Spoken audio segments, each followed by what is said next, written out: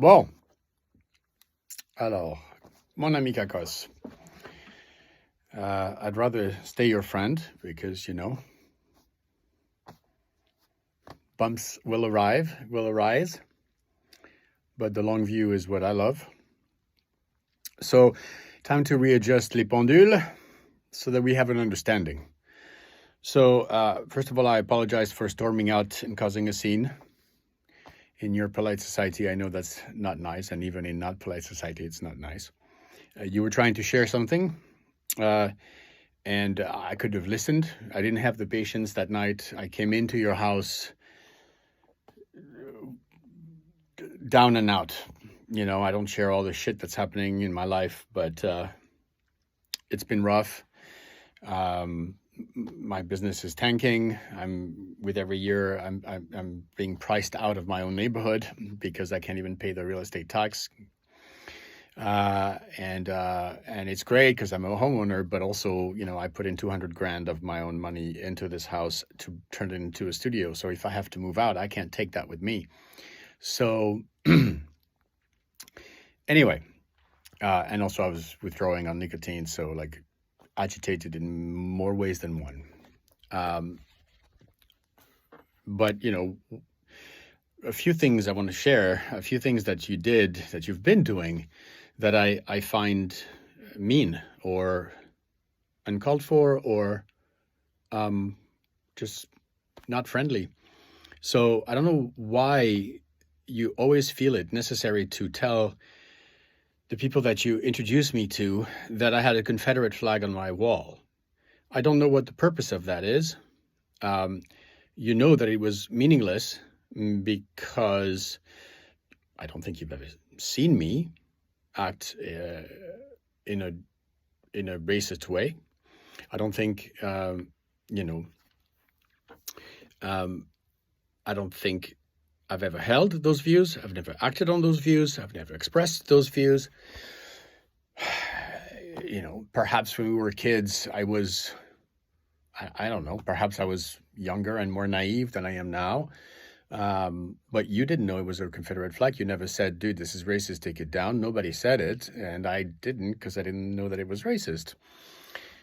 So I question why you feel it necessary. Obviously, this is front and center in your memories of me. Never mind that what I was into was, the Hollywood movies, Back to the Future, Ferris Bueller's Day Off, Coming to America, Eddie Murphy, all the cool music that we used to love, and the history of this country that started out by rebelling to fight for freedom of religious practice. And then because liberty was baked into it, it became clear that you couldn't have people slaves. So then the North fucking kicked the South's ass in its bloodiest conflicts since till now. White people killing white people over the notion of freeing black people. Have you ever heard of such a thing at any point in history, ever? So exceptional, yes. It's still exceptional. Nobody has yet to do it. The Chinese tend to put people in jail when they're Uyghurs, etc. I don't have to prove it. The facts lay themselves out. So that's what I loved about America. That. I have a dream. People being judged based on the content of their character. Civil rights demonstrations where black people, but also white people, who recognize the inadequacy, the illogical nature of claiming that we are for freedom, but also, that this doubt and this this doesn't compute was going back all the way to the founding fathers, including Jefferson, who knew, even though he was born and raised and living in a system that used it, knew damn well in his heart and expressed it, that it was fucked up. This notion of human rights, it's not an Arabic notion. It's not an Islamic notion. Of course, it's a Buddhist notion, but it's not a Chinese notion. It's not an African notion. It's not a Latin American notion. It's a white people from Western Europe notion. It's those philosophers of the Enlightenment years. That. We studied that. I'm not saying that there were no nice people anywhere in the world. I'm saying that to blurt out the concept of universal human rights, such as freedom and whoa, what? No, slavery, serfdom, that had been the norm. So that's why I liked America, and that's why I still do. Okay, so I don't understand why you keep thinking that it's important to put this little asterisk whenever you first introduce me to your friends, to say that, and I think what it implies is that you think that I'm a latent racist who doesn't even know it, and it's offensive to me. But again, maybe I've done something and you've never told me, and you've pretended that you want to stay friends, but you just want to fucking like pound it on me every time we see each other. So that's one thing you do that, frankly, after a while, I'm like, why? So as if you did something stupid when you were young. And every time I introduce people, I say, oh, and when he was 15, he did the dumbest fucking thing. Let's make fun of him. So then the second thing you did is you started your statement. Oh, no. You before you went there, you threw a little slap at me by saying that I can't understand something because I'm white. So let me flip it the other way. You can't understand, fill in the blank, anything you want, because you're black. How is that sounding to you? Because from where I stand, that sounds like racial prejudice. And I would never do that to you. I don't think I've ever done that to you. And I have done it to nobody ever, because it's idiotic. It doesn't make any sense, right? So let me explain to you why I can understand it even though I'm white. First of all, because there are people that are not white that don't like white people, and they make it clear. So I've seen that. I've shared with you that I've seen that. So you know that I at least know what it's not even reverse racism. It's just racism. When you see somebody that's not like you and you hate them just because of the way they look, that's prejudice, right? So you know that I've experienced it, and racism is acting on that prejudice to fuck the other person. And I've seen that too, and I've experienced that too. Like, I can't be at this party. I'm going to get beaten because I'm white. Like, I can't learn how to scratch vinyl because I'm white and I'm not wanted in this DJ workshop. Like, I know, but that's not even it. I bet you I've dated more dark-skinned girls than you have in my life. I love them. I've always wanted to find one and have babies with them, but it hasn't happened. Inshallah. But I know what it feels like to walk down the street with a dark-skinned girl and see the looks that people get. And I see over time that the looks get fewer and fewer. And in my area, none. Now you can say, yeah, but in some areas, yes, I understand. Yeah, there's going to be racist, ignorant people all over the world. Always. We're not going to end racism or bigotry. Okay?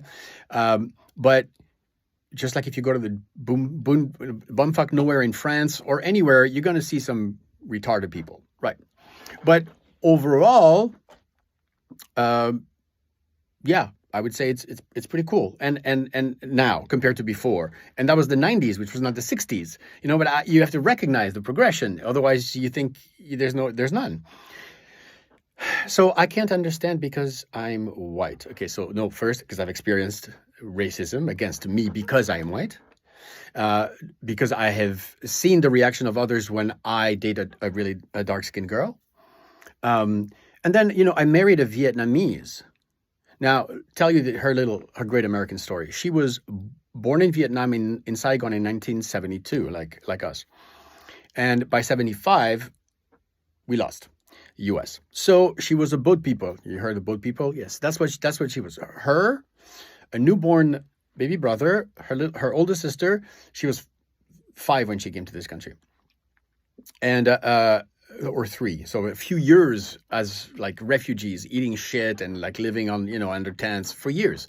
Then they come to America. They used to be super wealthy, like owning multiple pharmacy. Father is an officer in the Navy, has his own frigate, destroyer, whatever. They come here. They scrub toilets. They don't speak English. Can you imagine the racism against people that look like the guys who've been trying to kill for 15 years? All the GIs that never came back, nyakwe. Imagine what that feels like. So they get there, $200 in their pocket, no English, scrubbing toilets. Within one lifetime, all their children graduate college, all make six figures. In fact, Jackie is retired. That's the reality of the American reality that I've lived. Okay, then I married I can't understand because I'm white, but I married a Jew. Now, I think you know the global feeling historically regarding this ethnic group. Not exactly celebrated and beloved. I happen to, but just like most things, I'm a little bit special, and I tend to be steadfastly seeking the clarity and truth and doing the right thing. So I'm very proud to say that I absolutely love the Jewish people. I think their contribution is amazing. I think it's woefully ignorant to ignore those contributions and to conclude that such a people who have been fucked with, talk about systematically, for thousands of years, to consider how they've managed to survive and thrive, you love them. But the point is, they're hated and persecuted traditionally by everybody. In this country, they managed to have a haven, and in Israel. But the point is, I'm aware, and until I married, I knew about anti-Semitism. I knew that I was against it, and I didn't understand it. I never understood it. But then I became father of two little Jews, my beautiful little Jews. So when I live in a country that's supposed to be a haven of decency and freedom, and I see that there are students identified as Jewish who are harassed on campus, who are insulted, who are made to see anti-Semitic slogans like "from the river to the sea," which means we want Israel to be gone, okay? And who are kept from attending their classes. And when the head of those elite intellectual cream of the crop in America are not able to label this action as racially motivated anti-Semitism. Can we really... What is happening, man? I can understand those things because I'm a father of two Jewish children. And I don't want to raise them thinking that they are oppressed and can't make it because the system. Of course not. In fact, history proves that they can thrive even in the worst fucking situation and at least survive to live another day. That's their history. That's what I want to teach them. And mostly that in this country, as long as you fucking do your shit and you do it well, people will notice and you will grow. Because that's the promise. And that it's mostly gotten closer to this promise since its birth, the country. So I can't understand because, I'm white, but I have a daughter who's biracial, and she's never experienced systemic racism, not once, or have seen others experiencing it. And then I married a Jewish woman who, pogroms. She came here from Ukraine, Eastern Germany, Eastern Russia, Eastern Europe, and including Russia. And they came in that when Jews came to the United States, they were not legally allowed to attend college. That's a nice welcome, isn't it? Okay. So, and yet they thrive. Everybody thrives. Everybody's okay. Some are scared, but everybody's okay.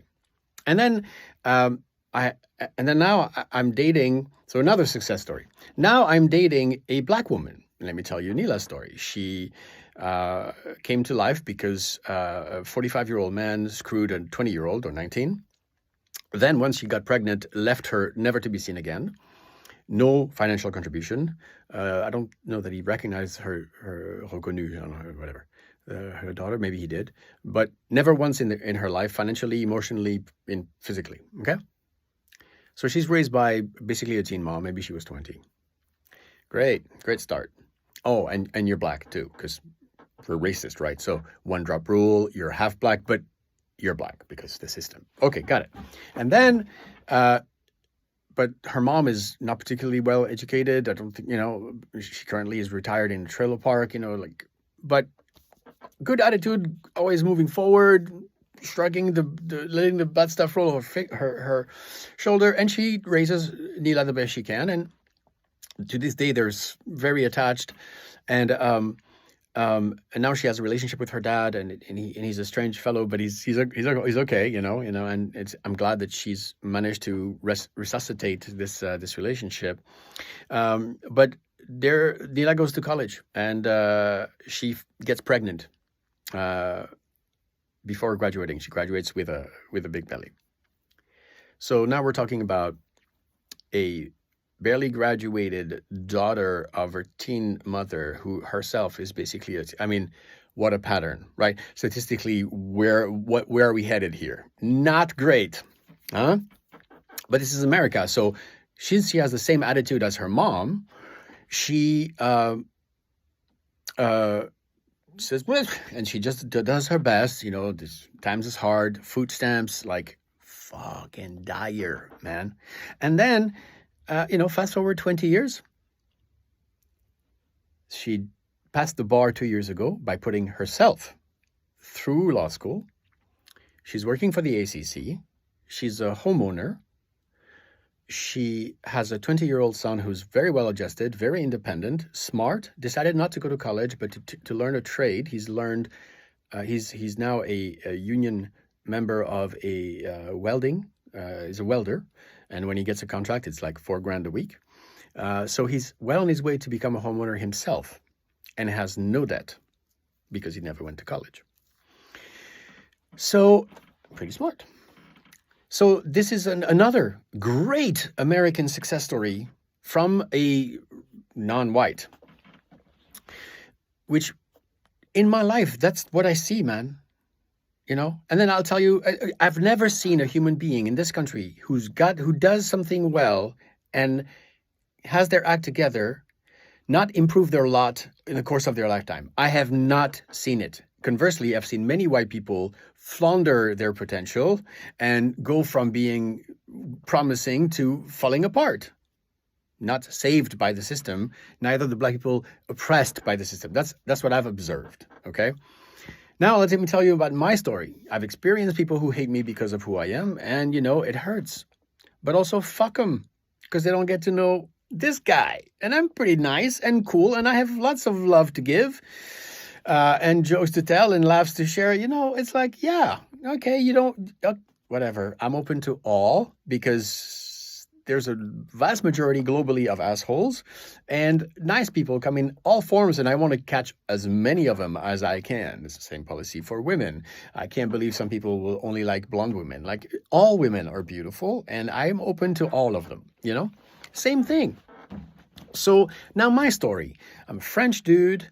I chose a path which is hard but I love it, because if you can do something well, it's immediately recognizable, and people will give you a chance. And they have. I've chosen a very difficult career, but I've never seen black people turn down something that they like because I'm white. It may have happened in my back, and I don't know it. But again, I'm sad for them, not for me. And I wouldn't want to work with bigots. So one of the cool things that happened to me that I've witnessed is, I came out with a master's degree in music composition, and I'm like, what the heck am I going to do? Within 3 months, 4, I was working for a Pentagon contractor, because I demonstrated that I knew HTML, and I had some basic programming skills that I'd learned some workshop when I was 12. And they gave me an opportunity, and I was able to make very good money, because it was the .com explosion, because I worked my ass off to learn all these new technologies, to apply them, and even though I was a quirky guy who showed up with big ravy pants with eyes like this at 10 o'clock when they were all former Marines or military, shit shower and shaved by 3, at work at 5, and off work at 3 or something, And I would show up at 10 and be like, this fucking guy, fucking French guy. And I'm like, am I doing my work? I don't have the same schedule, but do I work as hard? Do I work more than you? I sure do. Because you're more advanced, you're my bosses, so you can go home. Me, I have shit to do and I do it, and you look at the code and it's good and the clients are happy. And I ended up making a great career for myself. I should have kept on. Goddamn, I should have kept on. But, I love music. So, but I was able to buy this house, which I can no longer afford. It's okay. The point is, where else are you going to see a master's degree in music award you a job as a fucking programmer? Only here, bro. Not in France.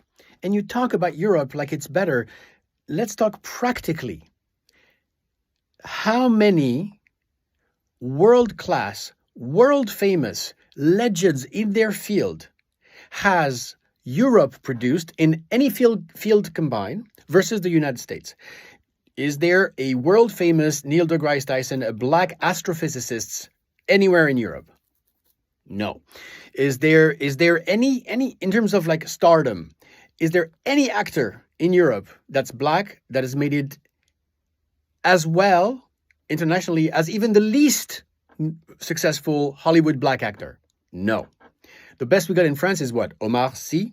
Where does he live? LA. Case closed. So the reality is that, statistically speaking, and demonstrably so, the best place to be a black man is the United States. You're never going to rise to the White House of the presidency of the most powerful military the world has ever seen if you're black anywhere in Africa. You just might if you're in the US, even if your name is fucking Barack Hussein Obama. Unbelievable for a racist country. This is where there's an interesting nuance in the American thing. I remember a very funny story told to me by a Democratic go vote kind of campaign, go door to door, say, are you registered? Are you gonna go to vote? Yeah. And he told me, I shit you not, bro. This is beautiful because it shows everything. The difference between facade and actions. And the true pragmatic nature of the American people. It was in South Carolina, and she was like knocking on the door. There's this, person that answered, whatever. And then he hears this grandma comes out, little white old lady is like fucking 85. Yeah, what's going on? He's like, oh yeah, you registered to vote? I sure am. And who are you gonna vote? I'm gonna vote for the nigger. What? But you just called him so there we go. You see, you can have really fucked up people that you think are fucked up because they use the wrong words, or maybe they curse when you invite them to your fine dinner and everybody's embarrassed to have a friend like me. But when it's time to act, they act right. Not based on just based on reality on the ground and how to treat people. So even a Southern woman who still used the old lady who probably knew a time of slavery, who still uses the N-word, is going to vote for Barack Obama. Isn't that amazing, bro? Only in America, right? It's kind of insane. But that's the bottom line. The bottom line is you can tell yourself anything you want. You can pick and choose certain events and feelings and weave them into a narrative that paints whatever picture you want. And that's what the Buddhists say. The world, or Buddha said, the world is exactly how you see it. The key is to then see it with clear eyes. And this whole narrative, so Obama said, there is no better time ever to be a human being than right here and right now in America. And I believe it. So if that was the sentiment on the people on the left before, not so long ago, and now you have this notion that is being peddled, that the most important thing we have to focus on is race, because this country is absolutely horrible. The worst. We must get rid of it. and it's all at the core based on racism. The fact is, most Americans think that's insane. The LGBTQ gender issue is another one that's also insane. The intellectual elite unable to say a red ball is this is a red ball. Yes, it's red. Yeah, that's why most Americans are tired of this. That's why when you're trying to build something and you know how hard it is to build something, and you see that the world is getting crazier and crazier for the people that actually create things, then yeah, things have to change. When you see that people start to force you to blurt things in some kind of mob mentality that are demonstrably false, like you can't make it in America because there's racism if you're black. And yet, how many black billionaires has this country produced? And how many black billionaires, self-made, I mean, not oligarch or political guys like in Africa. I mean, billionaires who just had an idea, were fucking amazing at it, or talent or whatever, and built an empire. How many? I mean, the reality, the facts are in your face so hard because you, my friend, are the American dream. You live in 2025 like the ideal life of a white family in the 1950s. You actually are the sole breadwinner with 3 kids in a nice house by a lake. But you're not conscious of that as the proof that this country is incredible. You've been here 20 years as an immigrant with a Russian mother and a Congolese father. For a racist country, yeah, you're doing great, man. Congratulations. I don't blame you, just like I don't blame myself for not being as rich as you. I chose a really hard life. I'm having the time of my life. It fills me with joy, even through the financial hardships. I will find a way because this is the American way. Remember, the promise is simple. In this country, you are free to think, to talk, and to believe what you want, and you are free to pursue happiness. That's all. Nobody said anything about ending racism, because you can't. Nobody said anything about ending idiots, because they will always be there. And nobody said anything about protecting people's feelings, because life is a bitch. But me, I just want friends who think that, life is a bitch, but overall, we're pretty fucking lucky to be in this place that so far has shown the ability to self-correct always since its inception. And I think what you saw, and it feels like the end of your world, but what you're seeing now is a correction that I happen to think is healthy. If you want to know the where I stand politically, a little bit of Sam Harris. It's mostly for the Buddhism, less for but he's brilliant and well articulated. And Bill Maher, 98% aligned with Bill Maher. He's a little bit more cuckoo about vaccines than I am, but other than that, yeah, everything he says, except he's more funny than I am, but I believe it. So, if everything I've said is like driving you nuts, then obviously we live in a different world. And as far as I can see, you're very unhappy. So you can have that viewpoint, that worldview. You can continue to be to feel horrible about the world you live in. And I'm going to continue to raise my Jewish kids and my Asian child and date my black girl and have fun as much as I can before we're out of here.